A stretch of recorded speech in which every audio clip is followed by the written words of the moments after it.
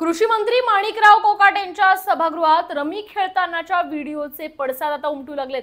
कोकाटेंच्या विरोधात छावा संघटना आक्रमक झाली आहे। त्यांनी सुनील तटकरे यांची पत्रकार परिषद सुरू असताना तटकरे यांच्या समोर पत्ते उधळले, तसेच माणिकराव कोकाटेंच्या विरोधात घोषणाबाजी केली आहे। त्यानंतर आक्रमक झालेले राष्ट्रवादीचे कार्यकर्ते आणि छावा संघटनेचे कार्यकर्ते भिडले। दोन्ही कार्यकर्त्यांमध्ये जोरदार मारहाण झाली। राज्यात एकंदर चालू असलेल्या घटनेवर आता पुण्यात मराठा समाजाचे कार्यकर्ते आक्रमक झालेत।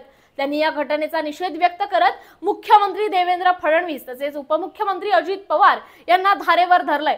अजित पवार आता गप्प का आहेत असा सवाल उपस्थित करण्यात आलाय। वस्तुतः तुम्ही एक लक्षात घेतलं पाहिजे की माणिकराव कोकाटे स्वतः म्हणलेत की महाराष्ट्रामध्ये मला जे खातं मिळालंय त्या खात्याला काहीच काम नाहीये, वसाडगावची पाटीलकी आहे म्हणून। या ठिकाणी त्यांच्याकडं कृषी मंत्री म्हणून कोणतेही अधिकार नाहीत, सर्व अधिकार देवेंद्र फडणवीसांनी स्वतःकडे घेतलेले आहेत। भारतीय जनता पार्टी या ठिकाणी कुरघोडीचं राजकारण करते। राष्ट्रवादी असेल किंवा शिंदेची सेना असेल, याच्यापेक्षा ते स्वतःला वरचढ ठरवण्यासाठी सर्व निर्णय ते घेतात। त्यांचे PS असतील, PA असतील, हे सुद्धा देवेंद्र फडणवीस ठरवतात। त्यांनी अजून काही जणांना दिलेले नाहीत। अशा परिस्थितीमध्ये ज्या वेळेस माणिकराव कोकाटेंना वाटत असेल की आपल्याला कामच काही नाही, तर सभागृहात बसायला आपण पत्ते खेळायला चालवलं असेल। आणि जसं ताईने सांगितलं तसं की आपण पत्ते खेळून का होईना सरकारला पैसे मिळवून देऊ आणि शेतकऱ्यांची कर्जमाफी करू, असा उद्देश त्यांच्याकडे असू शकतो, असं मी त्यांच्याकडनं पॉझिटिव्ह घेतोय।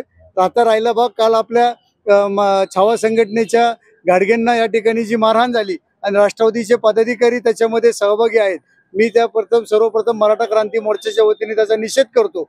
त्यांच्यावर 307चा गुन्हा दाखल करावा अशी मागणी करतो। दादांनी तातडीने, दादा इतर वेळी मोबाईलवर बोलून पडदिशी कमिशनरला सांगतात असं कर तसं कर, आज त्यांनी सांगायला पाहिजे फोन करून कमिशनरला की त्याच्यावर 307चा गुन्हा दाखल कर, त्याला पक्षातनं मी हाकललेला आहे आणि माणिकराव कोकाटेंचा मी राजीनामा घेतोय। अशा पद्धतीने या ठिकाणी दादांनी त्यांची भूमिका स्पष्ट करायला पाहिजे।